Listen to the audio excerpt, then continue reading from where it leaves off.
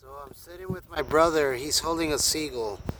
The seagull had this wrapped around his feet. You can see there's a nice little hook there. And this as well.